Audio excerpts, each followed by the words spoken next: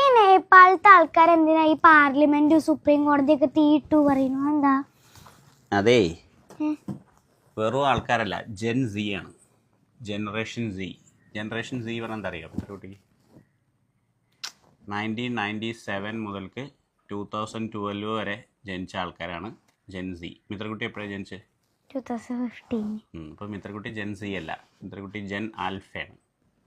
Gen alpha എന്ന് പറഞ്ഞാൽ ഇപ്പോൾ സ്കൂളിൽ പോണ കുട്ടികൾ, ഇപ്പോൾ കോളേജിൽ പോണ കുട്ടികളാണ് ഇവർ ജെൻ സി. ഇപ്പോൾ കോളേജിൽ പോണ ഈ പിള്ളേരെല്ലാവരും കൂടി ചേർന്നിട്ട് റോട്ടിലിറങ്ങി പോലീസിനെയൊക്കെ അടിച്ച് പൊളിച്ച് അവരെ പോലീസിൻ്റെ ഡ്രസ്സൊക്കെ എടുത്തിട്ടിരിക്കണല്ലേ, പാർലമെൻറ്റ് തല്ലിപ്പൊളിച്ച് സുപ്രീം കോടതിയും തല്ലിപ്പൊളിച്ചു. എന്തിനാ ചെയ്തറിയോ? ഇൻസ്റ്റാഗ്രാമും ഫേസ്ബുക്കും ഒക്കെ ഇവർ ബാൻ ചെയ്തു. നേപ്പാളിൻ്റെ പ്രൈം മിനിസ്റ്റർ. ഇവരെന്താ ചെയ്തിട്ടുണ്ടായിരുന്നു വെച്ചാൽ, ഈ നേപ്പാളിൻ്റെ പ്രൈം മിനിസ്റ്ററും അയാളുടെ മക്കളും ഒക്കെ, അയാളുടെ ക്ലോസ് ആയിട്ടുള്ള ആൾക്കാരൊക്കെ ഭയങ്കര പൈസയും ചിലവാക്കി ജോളി അടിച്ച് നടക്കുകയാണെന്നൊക്കെ പറഞ്ഞിട്ട് ഇവർ സോഷ്യൽ മീഡിയയിൽ കൂടെ പ്രചരിപ്പിച്ചു. ഈ പിള്ളേർ അവർ ശരിക്കും ചെയ്യുണ്ടാവും അഴിമതിയും തട്ടിപ്പൊക്കെ. അപ്പോൾ സോഷ്യൽ മീഡിയയിൽ കൂടെ ഇതൊക്കെ ഇങ്ങനെ പരക്കാൻ തുടങ്ങിയപ്പോൾ അവർക്ക് നാണക്കേടായില്ലേ, അപ്പോൾ അവർ ഇതൊക്കെ ബാൻ ചെയ്തു. മനസ്സിലായി? അതാണ് കാരണം എന്നാണ് പറയണത്. അത് കാരണം ആദ്യം ഇവർ ഇത് ബാൻ ചെയ്തപ്പോഴാണ് ഇറങ്ങിയത്. പിന്നെ ഇതൊക്കെ തിരിച്ച് വീണ്ടും സ്റ്റാർട്ട് ചെയ്തു അവർ അന്ന് വൈകുന്നേരം തന്നെ.